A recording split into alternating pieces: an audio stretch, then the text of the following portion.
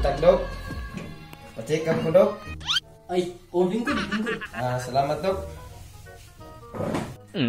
Unsa may mo ibati? Dire ko itong isang simana, Dok. Kaya nagpa-ultrasounds ko. Dahil karon ibalik ko nimo para magkuwas akong Beach? Beach resort? result ba, Dok? Resulta ba? Buguya ko ka, Dok. Hani mong apelido, no?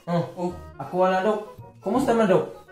Nasagap sa ultrasound. Gapasa imong tai. Di po ka, Dok. Sakit sa dugan akong ipa-check up niya ang resulta. Basang tae? Siya, tinae ko, Dok. Karunga ko na, Dok.